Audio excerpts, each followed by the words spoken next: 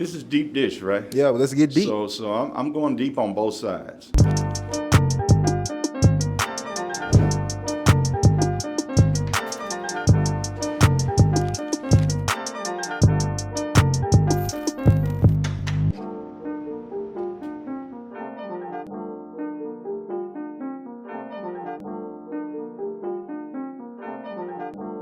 What's going on, everybody? I'm your host and creator of Deep Dish Conversations, Jerome Moore. And as always, all of our guests are special.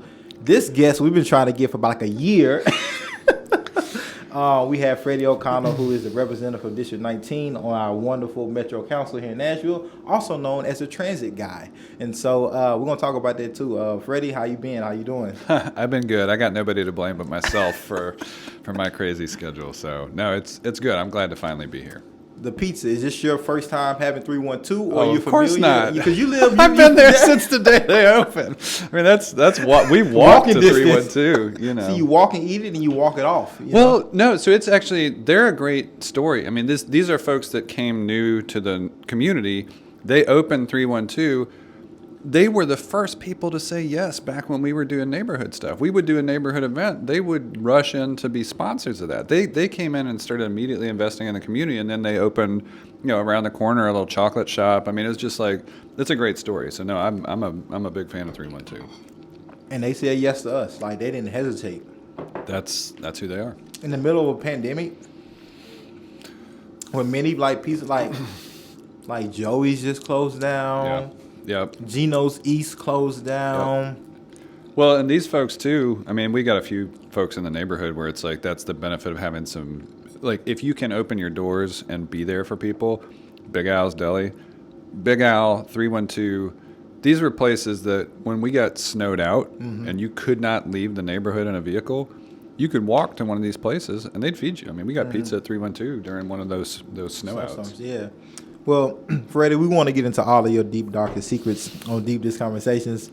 But, I know people know, like, the council Freddie, possibly even the tech Freddie, but I want to get a little deeper than that. My favorite thing that I currently know about you is you a native like me. Yeah. Born and raised here in Nashville. Yep. You went to NBA. We can talk about that a little later. But man, how was growing up here in Nashville for you? What was that experience like? Completely different than it is now. But what was that like for you? As a native, as a unicorn. Right. So it was different than now for sure. I think one, the pace was a little slower. But I also think maybe the opportunities were fewer, right? I mean, now, as a father of two girls, like the opportunities for kids, whether it's in our park system, we didn't have a Frist Art Museum growing up, right? And so we've taken them there to experience art. The Nashville of my childhood didn't have a real zoo per se, right? I mean, so it's like these things. I mean, honestly, even back then, Cheekwood was a place, but it's not like a place it is right now. I mean, there's all this stuff. And I think maybe for me, that's been one of the most exciting changes is to be back watching two younger people now experience childhood in a city that it's not like we didn't have anything to do. It's also, it's a pretty different environment. Half the time growing up, my brother and I, we'd walk out the back door, hop on a bike and just be out in the neighborhood for the entire weekend. I mean, it'd just be like, we'd ride down alleys. We had train tracks sort of at the end of our neighborhood. I mean, we walked down those train tracks for miles. I mean, it was like, a scene from Stand By Me sometimes, and that's another interesting thing is I just think parents would just be a little more open to letting you walk out the door and not really knowing where you were, right? And we had some kids in the neighborhood, and we stayed together. I mean, it was like a little group of folks, but would I do that with my girls today? Yeah, probably not. I'm probably going to be like, you want to go to the park? I'll come with you, What's funny now is that, growing up, it's like, hey, don't talk to strangers. Definitely don't get in the car with strangers. But we have a whole now, shared car ride where that's exactly what you do, right? And parents, sitting there like teenagers in these Ubers and Lyfts, and you can track them, but that would have never happened. We couldn't even fathom that. Well, I mean, that's a great other thing. I'm, yes, my starting in high school, going on through college, every bit of my career has had something digital about it. Mm-hmm. But growing up, digital was basically having an NES. Right. It was connected to a TV, like an old school TV. There was no online. Yeah. Right? And I think that's fascinating, is the idea of identity online that we did not have to think about. Right. And in some ways, I prefer that. Like, if my friends were thinking about the TikToks they needed to make on the weekend or whatever, or do, all this stuff that people do, like going out to be a YouTuber before you even, graduated high school, people are doing it. They're making a go of it. But I sort of liked coming of age before that entire playground with the entirety of humanity out there, right? Sometimes it's nice to just have the playground be the literal playground. Right. Yeah, The so playground is expanded. Yeah. Now, another thing that's interesting and different is I don't think I rode a city bus until I was back as an adult. It was just interesting because we had our bikes and we could roam the neighborhood, and there were streets that, there were like invisible fences. Like my mom was always like, "Don't cross West End." It's like, okay, all right, that's the big one. But we kind of had a little bit of a range of motion on bikes, but then everything else, it was kind of like traffic wasn't as bad. You just didn't have as many people in the city at the time, and so we would drive everywhere. And then, like, when I turned 16, when my brother turned 16, right, like, we always had access to a car. Sometimes it was a beater of a car. Like, we had an old, like, God, what year was this? It was like a 1982 Plymouth Champ or something. I mean, that was a special car. That was the kind of car where the sunroof would leak and you would have to use your ice scraper to scrape off the windshield on the inside, right? I mean, that was on the inside. And you'd have to put down, after it rained, you'd have to put a pillow down on the driver's seat because it was wet. I mean, it was like, so we had a car. But then it was interesting to come back and start using transit.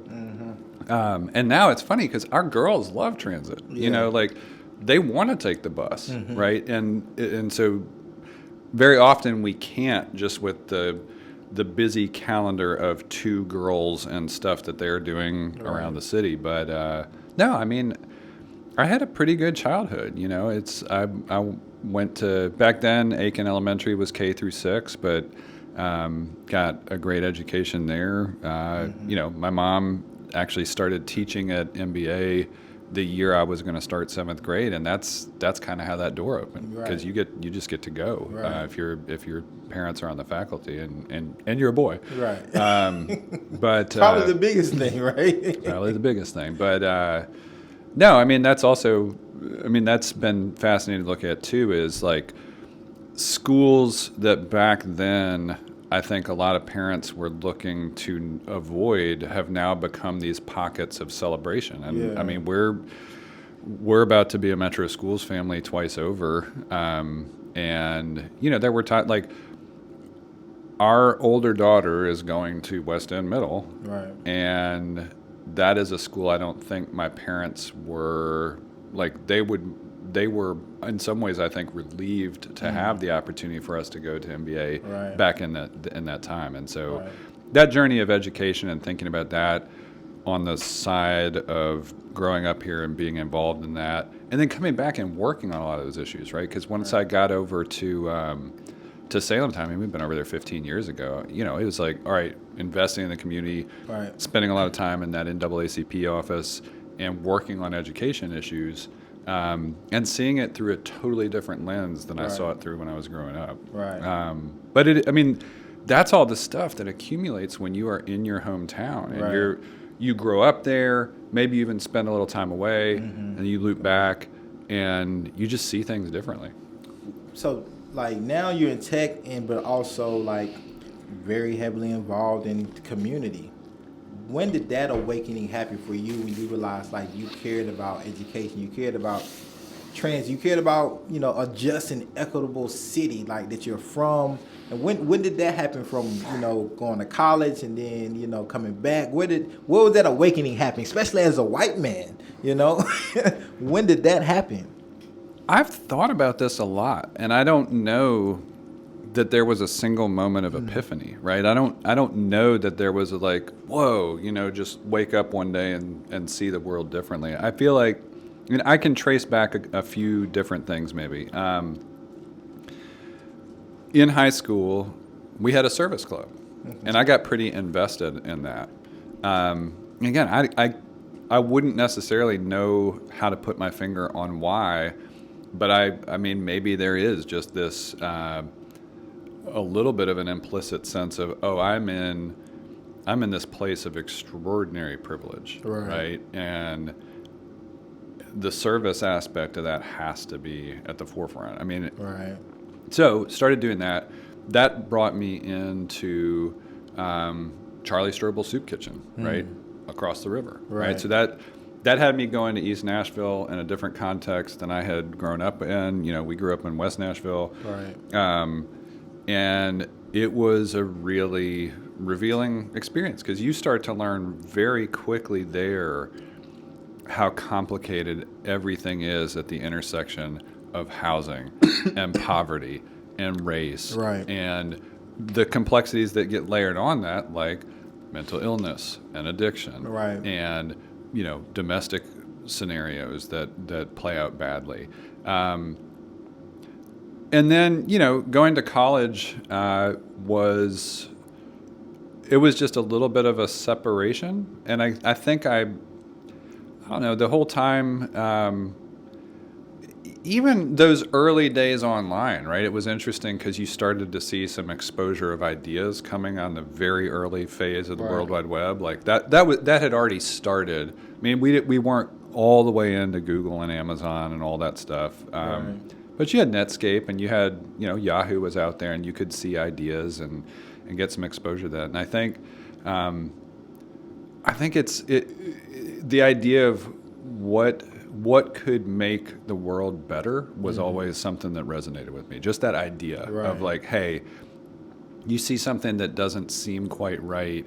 What are the steps you can take towards something better? And so I got back to town and got pretty plugged in at the Nashville Peace and Justice Center.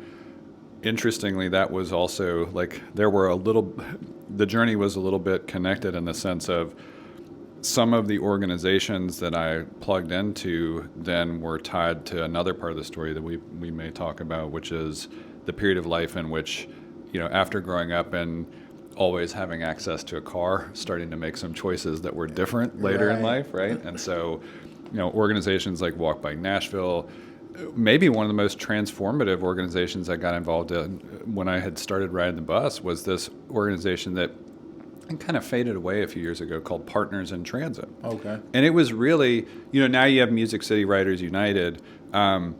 They were a little bit like that in that it was trying to advocate for the ridership community. And it was an organization that brought ridership directly into contact with leadership at what was then Nashville MTA. But yeah, I don't know. There wasn't an aha moment. No, it was just kind of steps along the way, and sometimes it was personal experience, and sometimes it was almost more, the almost philosophical sense of, hey, what are the actual steps of things that we can do together to just make things slightly better? Growing up, did you think that you would be doing the work that you're doing now in community? Because because you turn around, look around, I went like, dang, your peers started to change, and like. No, it's funny.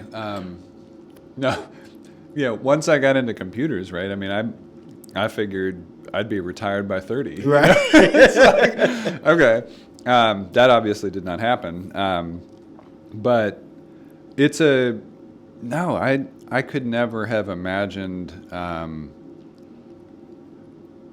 There wasn't a bone in my body when I was younger that thought someday I'm going to run for office. Now, I've met people that it's like, They know. They know. Yeah. I mean, it's They like know. that person who's on student council in elementary school. Right. It's and like student government in college. Right, And they right. They setting themselves up like it's expected. I knew some people both at MBA and elsewhere in the city that did like debate in high Right. school, and I mean, it was like, okay, Yes. these are some folks that are going to go to Washington D.C. and Right. if they don't run for office, they're going to do something like Right. work in politics and policy and whatever. That was not me. Right. What made you decide, like, hey, running for council is something that, I could do and be good at it and best serve my community? It was a mix of things. And again, a lot of them are what you just experience in daily life, right? So again, we moved to Salem Town 15 years ago. Why did we move to Salem Town? I had, by being car free for 3.5 years, saved enough for a down payment on a house. But I didn't have a car. Right. My girlfriend didn't have a car. So she had just gotten into Meharry. Okay. And we had to be close to campus. Right. Because she was riding her bike or taking the bus or sometimes even walking. And so we wanted to be within a range where we could do those things. Right. And so we wound up in Salem Town. So once you're in Salem Town, right, especially back then, it's a neighborhood that was just around the corner from the Jefferson Street corridor. Right. So Sharon Hurt gave me a wonderful introduction to Jump and Jefferson Street and the work they were doing there. I mean, as I mentioned, I got pretty involved at the time with NAACP because you want to learn the community, right? So it's the curiosity that draws you into a community and finding out the history of neighborhood organizations in the area and all that. So let me think about this. This would have been about a year after we moved to Salem Town. It was one of those moments where you think you're being pranked, where a senior advisor from the mayor's office calls me and says, "Do you want to be on the MTA board of directors?" And I still remember I was at work, and I was like, I mean, seriously, it's like you start to look around for the hidden cameras. Like, is this supposed to be a reaction shot? I was like, yeah, because I think they had heard a few things about my story, right? So I was relying on transit at that time, and I had done a big letter writing campaign, and I tried to get folks in zip codes across Davidson County because we saw the fuel crisis. Right. And I didn't want transit cuts to impact where we were, because we had just reached this point where there was a baseline. We had new vehicles. We had a bike rack on every bus in the fleet. Like, we had kind of hit this new plateau of service delivery for MTA. And so I did this letter writing campaign. And I think they wanted somebody on the board that could speak to these issues. And so I said yes. And so I started doing that. So I arrived in Salem Town and had started to level up my civic involvement already. And so it wasn't long before people turned around and said, "You know a little bit about the way the city works. Do you want to do some neighborhood leadership?" Right. So Yeah. I found myself, snowball effect. it snowballed. We built relationships. The Metro Action Commission still has a presence in the Fear School building. It's mostly Head Start now, but it used to be their headquarters. We built a relationship with them. The Nashville Rescue Mission has had their women and children's campus there in Salem Town for longer than we've been there, so literal decades. We built a relationship there. St. Paul's Lutheran was on the corner. They had been doing food distribution into Cheatham Place, so we built some relationships with MDHA, and then I had worked on, again, looking through fear and a few other things. I had started to work on some education stuff. We built a relationship with the leadership at Buena Vista Elementary. Right. By the time Erica Gilmore was finishing her second term, I expected to be supporting whoever was going to come out. But as that conversation was happening, I was looking around, and several key folks in the community said, "You ought to run for council." I was like, "What are you talking about? I didn't have to run to be on the MTA board. Somebody just asked me." This was the best way to say. It's like all I had to do was show up to answer a few questions at a council meeting, and now I get to really have a positive impact on the way we deliver transit. But 2014, kind of draws to a close and those conversations are getting a little louder, I pulled out a map. I was like, wait a second, this goes down to Edge Hill. Right. I grew up going to that community, the community center where the pool is, went swimming there in the summers. I had learned to play piano at W.O. Smith School of Music. And so I felt like and then transit had me in the heart of the community in downtown, because so much of that, like the business community has long advocated for transit. I think until recently, I think leadership in the city was on a consensus that this is something we needed to advance. Right. And it finally all added up. I was like, okay, you know what, I'll do this. And then we just went out and hustled. Man, that's an amazing journey. This snowball effect, you just be right place at the right time, doing the right stuff. I mean, if the real kernel of this is, again, like the long and winding road, it's like meeting somebody in college who had a childhood dream of being a doctor, who also went off on a detour, came back around, then went and did that work to do pre-med, and then gets into med school and wear Meharry, and literally because we did not have a car, we were close to campus, and now I'm on council. Not having a car led to this. This is like not having a car and having a girlfriend who decided to go be a doctor. Those are the two key ingredients.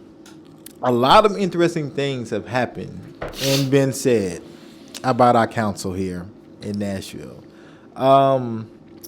I could, if I had a dart, I could just throw. We could name many things on the council, and just within the city of Nashville issues.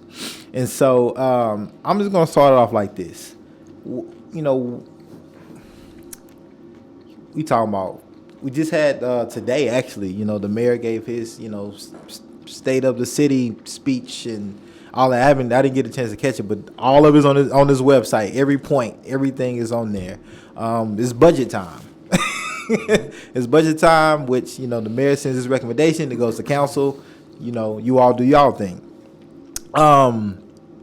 A lot of hot topics around this is, of course, as always, police funding, public safety. Let's just call it public safety. A lot of people focus on policing and public safety, education. Hopefully transit in there somewhere. You all just had a very, controversial vote around LPRs, license plates and readers. So the pulse of the council is high.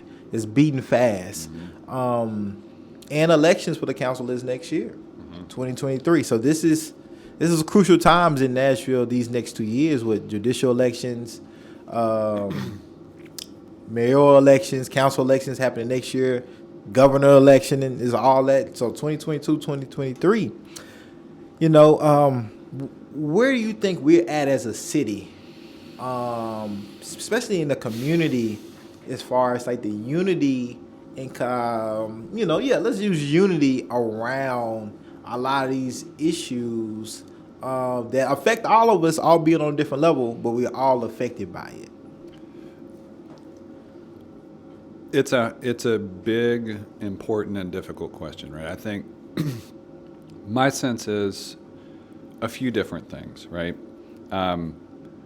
One, I really do think politics itself changed in some ways in 2016 when it was almost like on a national level, people just got a new type of permission to be ugly to one another, right? Like we've never seen. Right. That has continued, right? I mean, that is still today, where it's like, oh, we're all a little more comfortable than we probably ought to be being keyboard warriors. I mean, I have to check myself sometimes, right? It's like, oh, I could say a snarky thing. Well, you know what? I also don't have to. Right, yeah. That plays out in council. I mean, this council, probably more than ever before, is online. Mm-hmm. Very engaged in social media, and so is more of our constituency than probably ever before. And it spans everything. It's all viewpoints, from liberal to conservative. It's ages from young folks, high school, up through, I mean, literally true. My mom was on Facebook before I was, and sometimes those interactions are positive. I mean, I feel like I have tried my very best to use whatever platform, whatever reach I have to put out the best information I have available. And sometimes it's to lead on, discussions that I think are important, that it may be about the public argument more than here is what we're learning. Right. But we also, 2020 was a year from start to finish of rolling crisis, right? Right. A tornado where that very week the first cases of COVID dropped in Middle Tennessee, Right. and that's cast. That's all happened. So there's this sort of specter of COVID looming out here, which is so difficult because it put our physical presence with one another, that ability to gather together, in such jeopardy for so long, and some people are still not comfortable with it.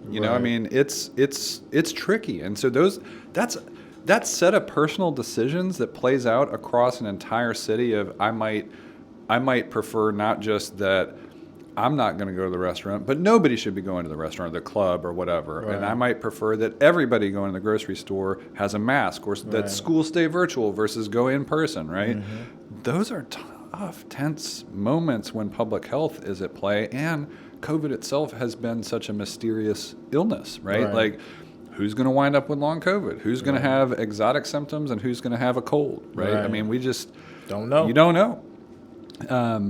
And I also think it's incredibly jarring for a city that is a strong executive city to lose a mayor midstream, right? To elect a mayor, in a special election, and then to have another mayor defeat that person at our next. 3 mayors in 3 years is a lot. It is a lot to have to govern against. You have 3 different sets of staff, 3 different sets of policy priorities, and then you go straight from all of that volatility on governing to this whole thing of COVID. Yep. To your point, unity's been hard to come by. Yeah. I think in the past year, really, there is a unity that is starting to come back that is, I think people want to have hope again. Right. People want to feel good about the city instead of bad about the city. Right. And that's going to be a tough journey back because we're still growing. Right. Growth is hard. It is hard to get all that stuff right. It is hard to make sure that construction isn't keeping everybody up at night or blocking roads all over the city, or this morning I was over at the a march for safe workplaces. Unfortunately, right, some of this growth is having a deadly impact on workers, right? And so you got to manage all of those parts of growth. Then there's the side effects of traffic, or watching the way our entertainment district on Lower Broadway has changed through the years, and party buses and all this stuff, short-term rentals and all this stuff. Displacement. Yeah. Right? So then now we're talking about affordable housing. Right. And the East Bank. Right. And all this stuff. And it's like, well, if the median house price in Nashville is now up over $400,000, who can buy that house, right? And then on coupled with everybody can't get a livable wage, which is like $51,000 I think a year. Well, and we got so close to, I think, building the transit system that the city needs, and then we've backpedaled away from that so hard that it's going to be, I think, a challenge to come back to it. And that's, to me, that you can't disconnect transit and affordable housing for me because of how I came into my own home. Right. Like, it was literally because I could use transit and have access to a bike that got me there. And so for me, those two conversations are inextricably linked.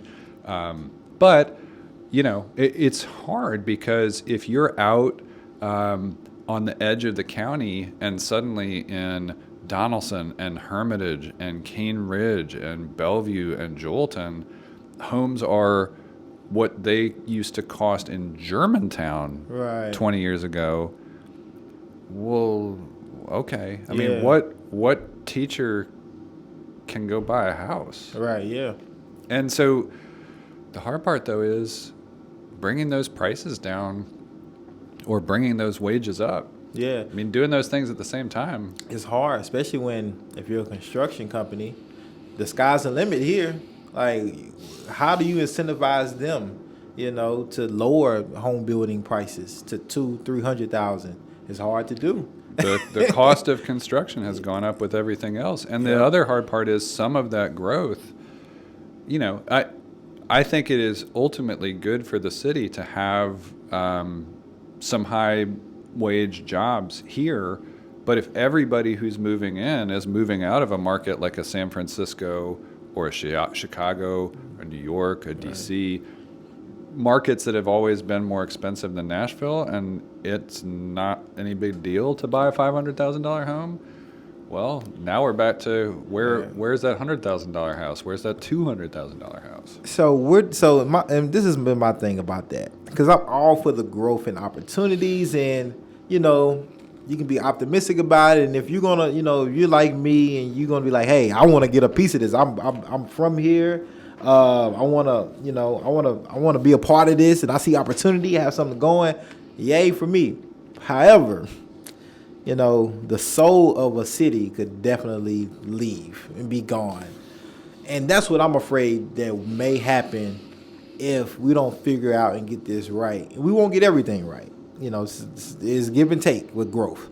But that is my fear, that the soul of Nashville will leave. And I think all of these new organizations that have sprung up out of reaction to this change is like proof, like something has to happen. Something has to change. Like, we get it. We know it's about money, economics, but wait a minute, hold on. Like how can we make sure we protect those who aren't as ambitious, who aren't as money driven, who just want their life to be the way it is and not have to change anything too drastically that they already don't do? So that's the thing. My mom was a teacher, 40-year career. My dad was a federal employee for most of that period. That's it. It's a two-income household that on a good day kept us in the middle class. Right. They weren't hustle culture. Right. They were just, let's go put in a good, honest day's work. Let's put food on the table, roof over heads, and we. Ultimately, that was kind of the thing. It was like my mom's commitment to us was she was going to make sure we had every educational opportunity we could, including figuring out a way for us both to go to college if that made sense for us, and that is harder. What they did is harder now. If you were a two-income household with two kids in Nashville today, trying to buy a house, and your wages were public school teacher or any kind of teacher really, and government employee, like public employee, it's a different thing. It's a different thing. It's hard. And I don't. Ultimately, I think two things about that is, one, growth is also giving us new ways to think about it. I did a few years ago, just maybe right before running for office, I had done the Nashville downtown home tour for the first time. Okay. What was interesting about that was seeing really extraordinary homes with kids in them. Because you don't think a lot about kids living downtown. Right. But in big cities, that happens all the time. Right. There are going to be some folks in Nashville who don't mind that, who might even specifically want that opportunity. And so some of this is going to be change in a good way, right? Like change in reimagining what's possible in our city. If you've got access to great parks and your job is around the corner, you may love having a downtown home with a couple bedrooms. And you don't need the yard. Right? That's good. Less good, though, is if you want to be in a single family home and now you're looking out in other counties, right? And now you're driving in an hour a day Right. to get to the school that you're not close to that community at all, right? I mean, that is what concerns me. And the hard part is kind of going back to that question about the vibe of council right now is it's hard to get to some consensus on this stuff, right? It's like you may have a community that says, look, we don't want any more apartments. Right. We don't want any more kind of multifamily Right. style homes. And that's always been like the fascinating thing about me. And hopefully you can give us some insight on this balance that you have to have, because as council members, you know, you all are like you all's constituents are those who live in your district. And I think we've seen this with the license plates and readers. A lot of like, how do you separate what's great for the city and say, hey, this is a tool that, as written, may possibly hurt and harm a specific group of people in our community, right? But also say, well, knowing that my community, my district actually want LPRs, right? How do you hold those two together, right? And make it make sense for, you know, everybody to understand, you know? Because I think some people maybe forget that council members, you all's constituents, are to your district, not the whole city, not all districts. It's like if my district 19 says we want this, me as Freddie O'Connell being the district representative on council I'm their voice, right? I'm speaking through them.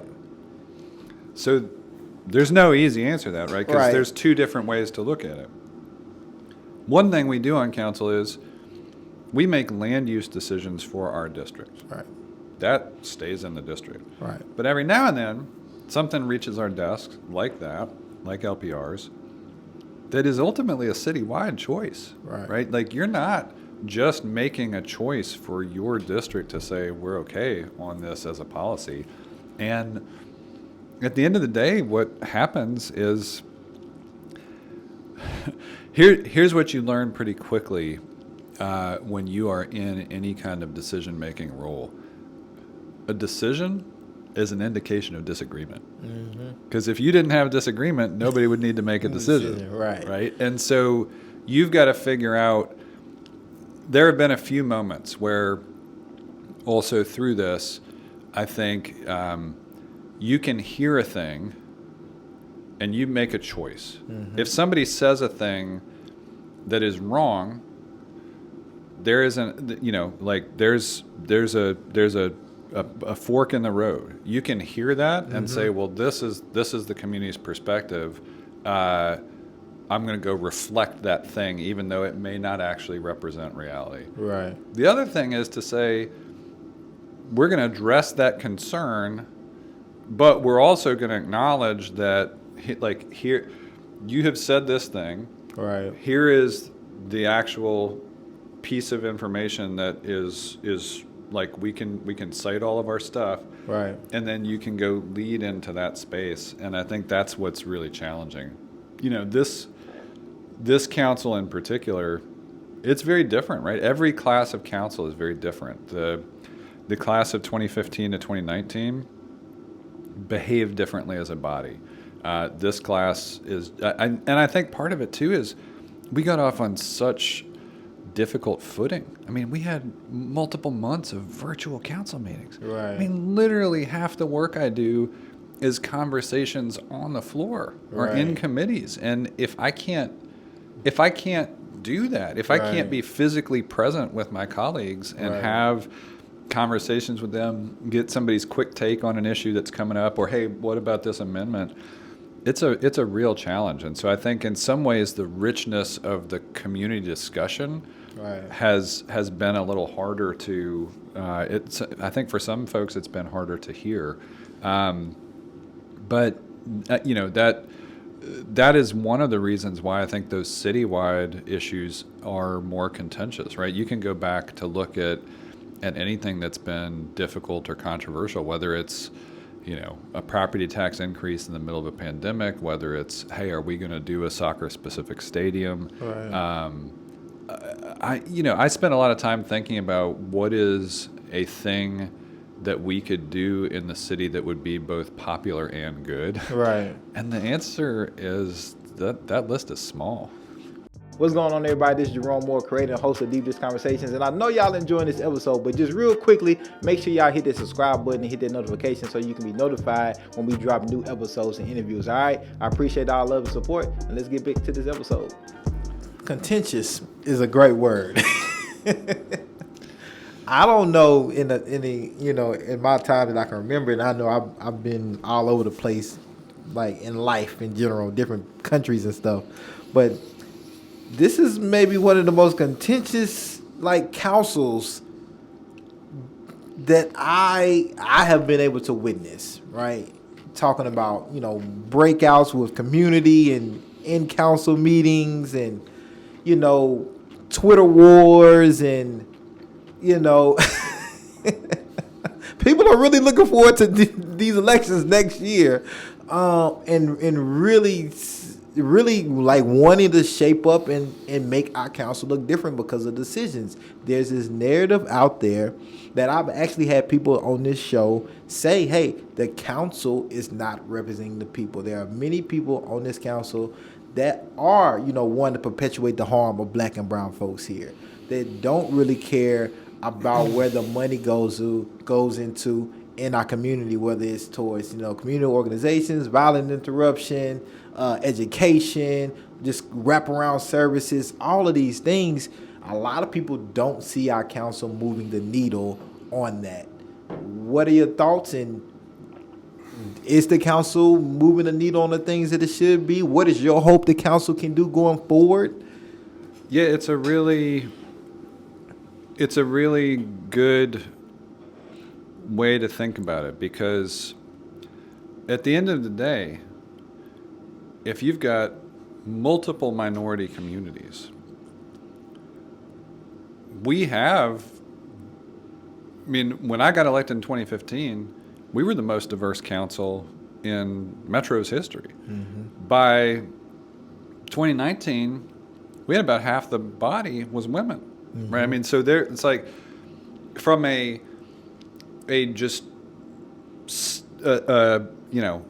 who people are and what their identities are standpoint, there's no question that council is more reflective of the community as a whole today than it was when I was growing up or when you were growing up, right? Yeah. That's overall a good thing. But I think that's where, again, I moved into Salem town. I moved into what was then District 19 and has changed a lot. My neighborhood was majority minority. Mm-hmm. The district as a whole was majority minority. Neither of those things is true today. Right. Now, I still represent a significant percentage of District 19's voters and residents and constituents are, I've got more black than brown, right? But I also have to be mindful of that yes, I may be a member of the majority as a white male. Right. But that's why I'm also sensitive to when all of the black and brown organizations in this city raise their hands together and say, we don't think this is going to be good for our communities. Right. That makes you sit up and take notice. Mm-hmm. Right? I'm a little surprised because we just haven't seen that level of unity. Last time I remember seeing anything like that was during Nashville for All of Us. Okay. Right? And that was the fight against English only. Right. And you saw a lot of organizations align. Right. To say this is like, we are going to unify and say this is going to be bad for the community. So if it had just been, say, one group, two groups, I think that's a different conversation. Right. It was definitely a little startling to me, though, to watch the council respond in a way that did not seem to take into account fully the concerns of that many organizations representing communities of color, representing immigrants and refugees, representing different faith traditions, representing perspectives of civil liberties. And it's kind of like, did we do enough work to arrive at a compromise that can serve more people? On the whole, though, I'll say this. Last term, before it became a thing, I had gained some familiarity with the problems of mass incarceration is expressed through 37208, the zip code that I live in, Right. that I represent a good part of. And what happened was, then it really did become a thing. Like this Brookings study showed, right, that zip code was more likely to result in people being incarcerated if you were born there from 1980 to 1986 than any other zip code in the entire United States of America. That's crazy. Ridiculous. So I started some work last term where we found this absurd thing called a jailer's fee. It was charging you $44 a day if you were pretrial incarcerated, just for being poor, basically. Yeah. Like basically, if you couldn't bond out, Right. the city was going to take out of your pocket $44 a day, put it in the general fund. It wasn't even actually a jailer's fee. It was not going back to the Davidson County Sheriff's Right. Office. We talked to the sheriff. We talked to the criminal court clerk. They said, we don't get that money. We can't use that money. Right. It is going to the operating budget of the city of Nashville. And we said, no, it's not. We said, we're going to put that money back in the pockets of people. And the upside of that is that's exactly the kind of reform that you can make that lowers the cost of the criminal legal system for people who are literally getting exposed to that as a financial penalty before they've been sentenced with anything, right? Exactly. Before you even know if they're innocent or guilty, they are literally just not of enough means to bond out. You have two people. One of them is wealthy. One of them is poor. They get picked up for the same charge. One of them's going home that night. Right.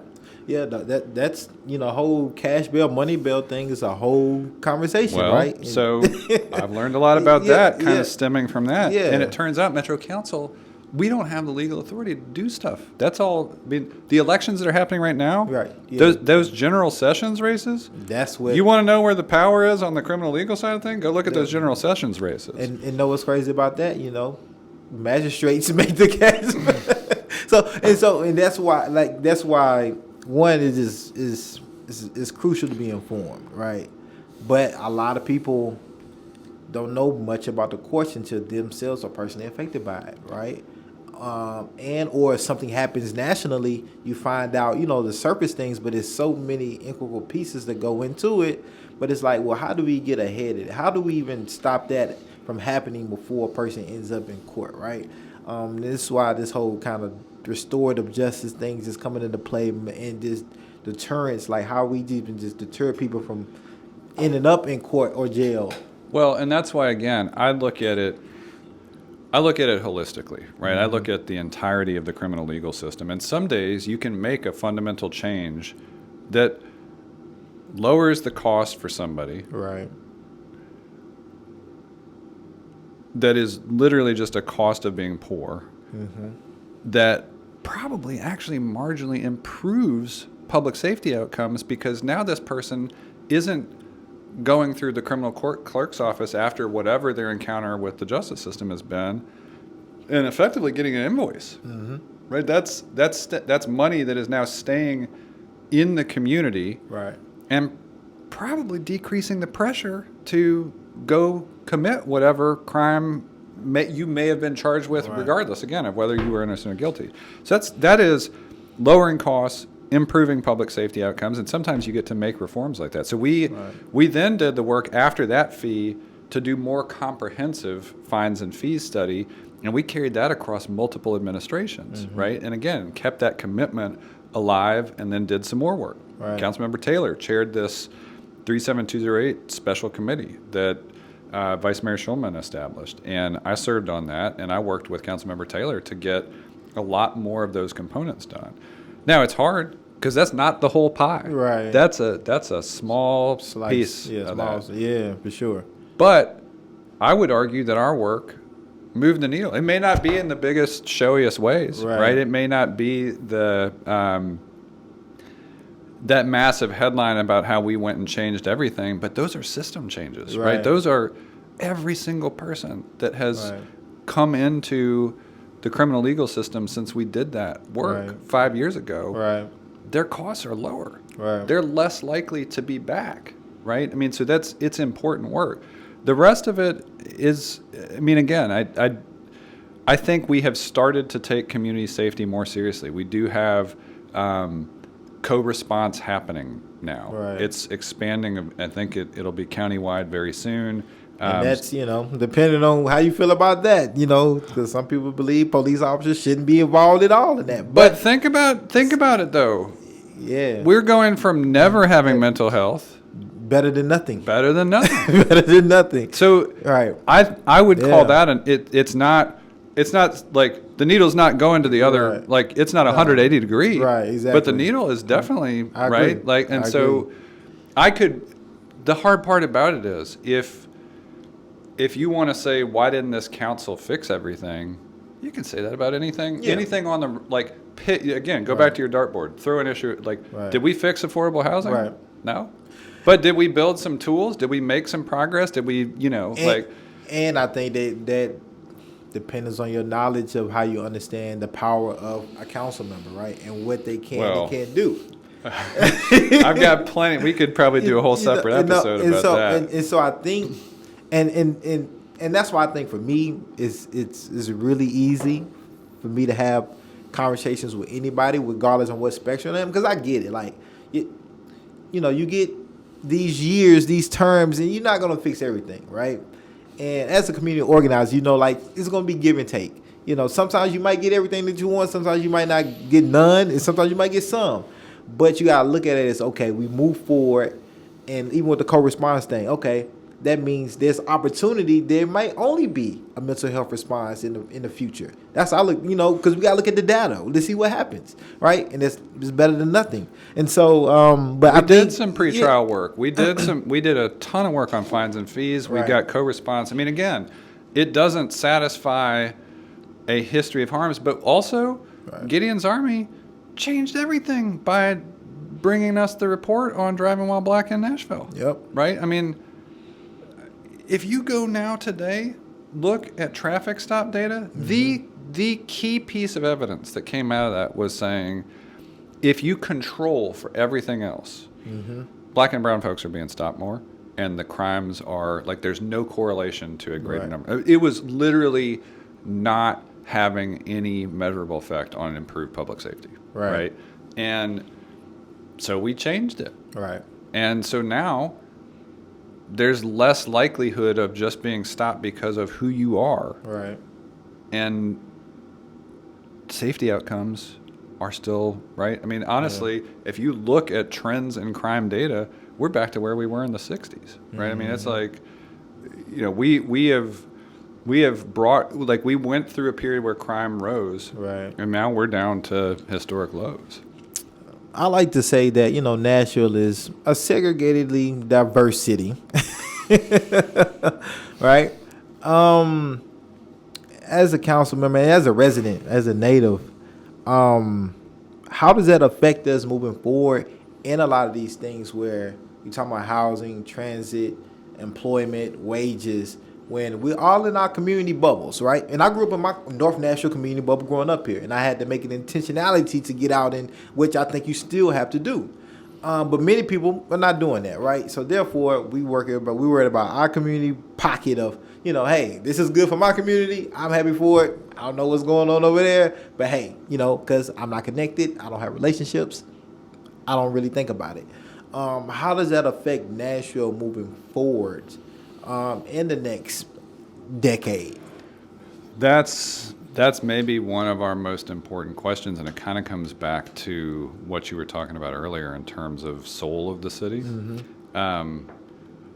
I have a lot of interesting stories from being a white boy moving into Salem town. Yeah. Right, and that's interesting because at first there's some skepticism when you see something different in a community, right? Yeah. I've always tried to listen. Right. Since I've done this work, right? It's like you listen before you talk Right. because you learn when you listen, Right. right? Now, that's not always true. You do get some folks who move into a community and suddenly what they want is the community preference. Right. That's a little different. We have to grapple with that because we not only have people moving into communities they haven't been in previously. We have people coming from outside the city, outside the state, Right. and having to confront changing preferences and attitudes and responses and even what we think of as a community.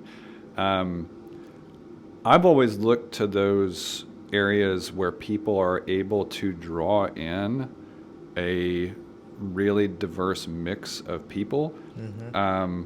Like a hard day for me was when Garden Brunch Cafe on Jefferson Street closed. Oh yeah. Right, because they used to, if you went to brunch there, you'd Yeah. see all kinds of folks, young folks, old folks, white Right. folks, black folks. I mean, it was a great gathering spot.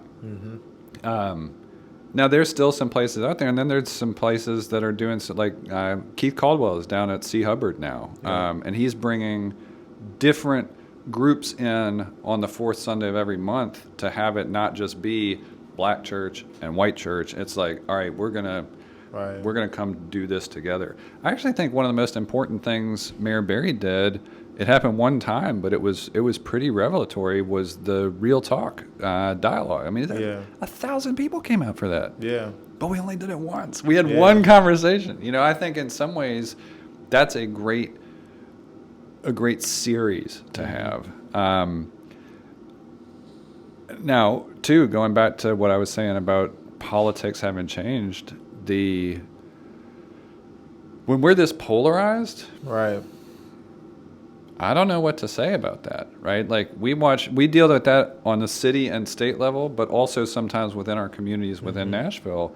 I mean, the General Assembly doesn't think much of Metro, right?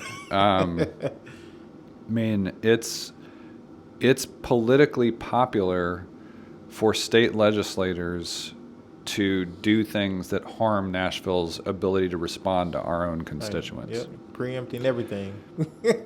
School funding is up this week, right? I mean, they're going to change the formula so we get even less money. Yep. We got to do more of them. And know what ended up happening when the city has to do more? Taxes go up. You already know.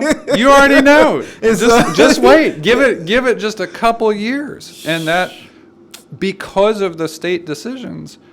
Right now, whereas this Metro Schools budget is a little bit less than 50% of the budget, we're probably just a few years away from it being a little bit more than 50% because of the state funding changes, right? I mean, and then what happens? Right. Then you put more pressure on transit, right? On community safety discussions, on everything else. I mean, we can't even pick up the trash right now. You think that's going to get easier? It's crazy. I want to end with some transit stuff because I have really interesting takes on transit here.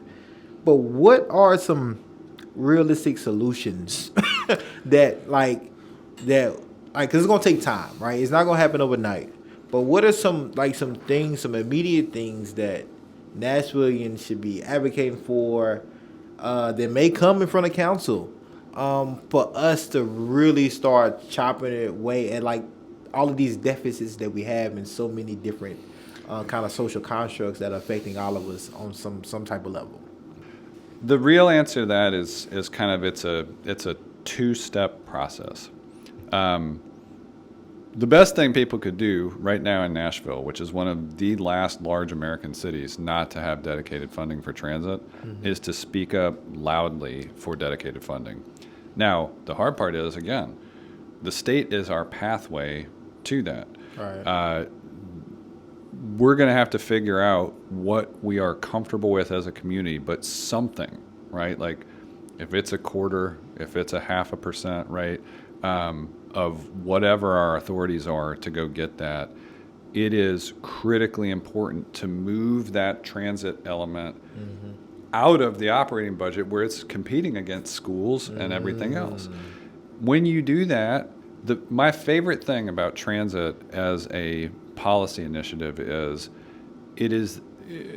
you do get into small discussions about community-based discussions about routes and where a bus stop might be, but fundamentally you can invest in transit and it just goes in a way that you can't do with housing or education, right? It's like when you put dollars into transit investment, you get more service, Right. and more service and ridership. I mean, so that dedicated funding element is crucial for our city's long-term success. But a few years ago, just before Mayor Berry prepared to have a conversation about this, WeGo did something very important. They took a snapshot of a few years worth of investments with multiple tiers that you could explore, and they said, this is key. These are the biggest bang for your buck changes you could make that the community would perceive, that ridership would feel, that would be real investments, and you can do it within the existing capacity of the operating budget. Now, it's bigger. I mean, that's the hard part is right now, the operating budget, it's like you are growing the slice of the pie. But we've done this before. And if you did that across a 3-year period and you said, we've got this blue ribbon commission work that's been done. We've got all this performance management stuff that's in effect right now. There is a way to grow that slice as kind of a prelude to the bigger conversation about dedicated funding. And then when you go have that bigger conversation, it's the amount that you're going to pursue, and then it is that community-based plan. And I think that's if I were going forward, and if I were, architecting what we did next, it would be to ensure that the plan was community-based, not like, oh, hey, surprise everyone, we're doing like light rail everywhere and $1 billion tunnel under downtown. Let's get to community base. Let's talk about this Jefferson Street cap. Supposedly, that was supposed to be community based, community informed. So what does that look like? A real community based kind of model involving the changes that are happening in the city, because we hear it all the time. We may even see, the mayor's office come out, do listening campaigns and things like that. But then when the results come down, it's like, hold on, wait a minute, I don't think we asked for this, or like a decision was already made, it seems like, before, the community was listened to. So is that community-led? Is that community organizations being directly hands-on involved? Or is it just voices? Or is it just consulting or advising? Like, is it community organizations getting funding to be a part of the, what does that realistically look like? So let's start here. There's no perfect community conversation. Right. No matter how many people you touch, somebody's going to come in on that last day and say, well, I didn't know anything about this. Right. I can't tell you how many conversations I've been a part of that have run for more than a year, that we did door to door. We went out, canvassed the heck out of things, sent postcards, got everybody we knew to missed get. Them though. And at the very end, we missed them, and they don't like it. So that's going to happen. That's what happened. You got to accept that somebody's not going to know about it, and somebody's not going to like it, and somebody's not going to like it because they didn't know about it. Right. I didn't know about it. So they'd ask me. But I think everything you just named is an element of it.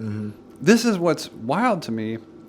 We talk about community conversation all the time, but the willingness of the city to go knock on a door is small. Right? Like sometimes that's what it just takes. Is not saying, well, we said we were going to be over here at the library. Right. Why didn't you show up? Right. Everybody who's run for office knows that you show up where people are. Right. That's actually one thing I think Nashville Next got mostly right. They were aggressive about, we didn't hear from some folks up in Jolton and Bordeaux. Let's go let's go try to learn about why. Then let's go make ourselves more available and go do some more aggressive outreach. Right. I think the hard part is, where do you start? Do you start with just the kernel of an idea of we'd like to come talk to you about transit, or do you start with, look, here are a few concepts. Does one of these resonate with you? Or do you start with, look? I think concepts. I think for me, it's easier because this is how I go into things. exposure, right? People don't have the same type of exposure over a lived experience. Some people might go into this takes transit. Some people might go into transit and have experienced all different types of transits. I've been able to live in Costa Rica, China, Paraguay. Like I've seen transit in different ways, right?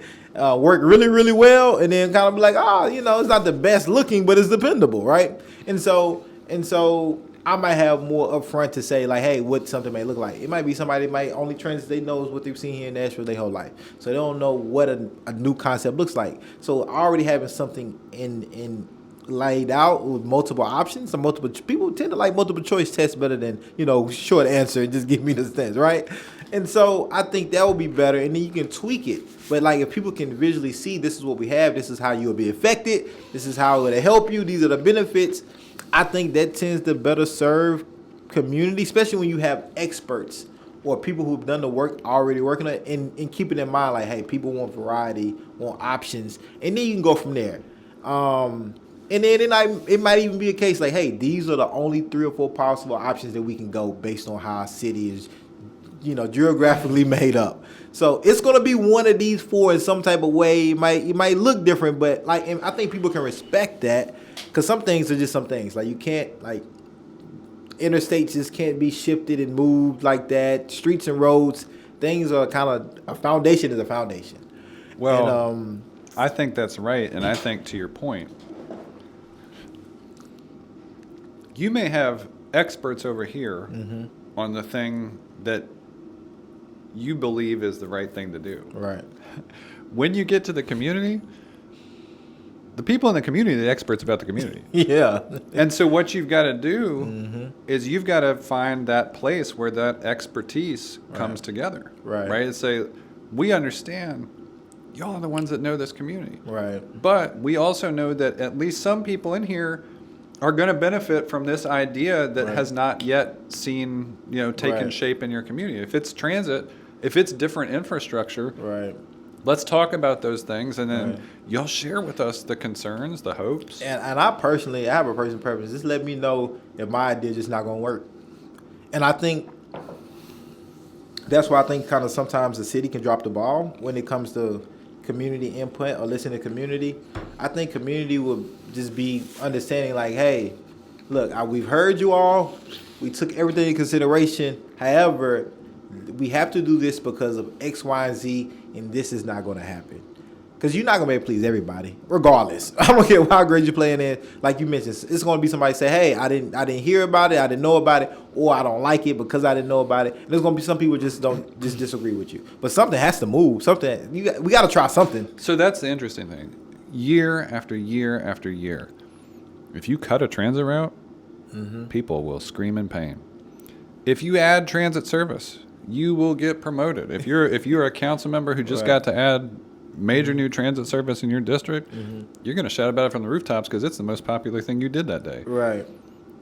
Transit's a good thing. Yeah. It's popular. People want it. Right. People want to be near where it's working. I think that's what's stopping, in my estimation, Nashville from being like a world-class city. If we can get transit right, like I was just so spoiled in China. Like literally, like the country does transit amazing. I've been spoiled everywhere I've lived or traveled in the United States. But like, you don't even have to go overseas. We've taken our family to Chicago. We've taken our family out to San Francisco. We've taken our family up to DC. My brother lives up in Rhode Island. Transit is just done different. Name a city that's slightly bigger or slightly smaller than Nashville. I want to end on this, Freddie, because we could be here all day talking about transit. Because I really would not like to have a car. Like just not having to have one. I've done it. You can do it, but it's not easy. And I like conveniency. Yeah. Well, and right now it's still kind of convenient to have a car. I did it before I had kids. Yeah, exactly. That's a whole different thing. That was one of the keys. And so, what has to happen? Right, from a city level, community level, I know money, of course, is going to be involved to get the transit that we need to get. And we voted on this, before, and like, are we going to be able to make this happen? Yes, we are. You know why? Even with a plan that people knew had probably fatal flaws. 50,000 people showed up to vote yes. Right. That's a lot of people. It is. You make that plan considerably better, 80,000 people are going to show up to vote yes. You know, When is the next time we'll be able to vote? well, that's going to depend on what happens in August of next year. I mean, what I'd like to personally see is another referendum as soon as November of 2024. So we got to wait a couple of years. Well, you got to do two things. You got to do, Nashville's got to elect a mayor who wants to do dedicated funding. Right. And then that mayor has to put the structure together to go get it at the ballot. So it's either going to be 2 years or it's going to be 5 or more years. Yeah. Yeah. And you would think that and that's crazy because you said 50,000 people. That's more people that came out and voted in the last judicial election. So people care. People They care. care more about transit. Now, the hard part was you did have some people raise their hands and say no. Right. But so two things happened. One, some of them were just saying, no, we no longer trust any of y'all because of Right. what happened with the mayor. Right. And then some of them were saying, there's some silly stuff in here. Right. Well, we don't think we're going to have that kind of problem again in terms of the mayor. I think also we're going to have a broader coalition with multiple leaders Right. that isn't just dependent on the mayor. And then we're going to have a better plan. Right. When you have all of that working in your favor, I think you're going to have a good outcome. And so I plan on having the mayor on here in a couple weeks. If there's one question that you can give me to ask him about transit or anything that you feel is important, what would that question be? Just ask him if he's going to commit to doing dedicated funding in a second term. All right. That's what I'm going to do. And I'm going to make sure I send it to you first. On the uncut version, before it's even out. Freddie, look, this is what he said. I'm going to go ahead and give it to you now. So you don't get your hopes up anytime. Nah.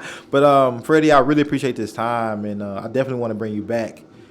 Just in our different interview segment series. I think we need to continuously have this conversation about transit. But also, I think it's really just good, seeing your council members out eating pizza and just having, Look, you man. all are real people. Well, and that's fundamentally it. That's actually been the hardest part of COVID for me is I spent last term, I was present wherever I could possibly be. All right. It's been like, I took a full year where it's like, I wasn't even comfortable inviting people into bigger spaces. Yeah. And now I think things are close enough to a place where at least a lot of people are comfortable coming back together. Yeah, And sure. it's been hard to shift gears so many Right. times, Yeah. and try to do the work of council. So I've got about 15 more months left and I'm still going to be working. Freddie, how could people reach out to you if they want to ask you more about transit or just council? Like budget is coming up, so I'm pretty sure y'all going to get extremely busy. And, a lot of organizations are going to be reaching out to you about something that, needs to be done or not done or whatever it may be. How can people reach out to you, follow with you, just connect with you? Yeah. Council email is a great starting point. Freddie.O'Connell@nashville.gov. That's FREDDIE.OCONNELL@nashville.gov.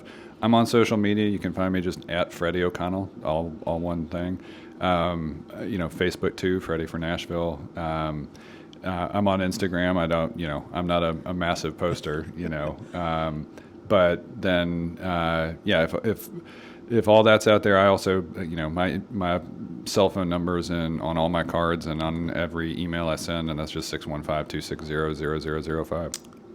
And so your term is up for council, so there will be a seat open for District 19. That is correct, and redistricting has meant it's an interesting new District 19. It is the East Bank now too. Wow. So that whoever is in this seat next is going to be a busy term. That is River North. That is Titans. That is if something jumps on PSC metals. Do you have anybody in mind that you think should run for that seat or endorse it? Is it too early for that right now? Two things. One, it's too early. Okay. Two,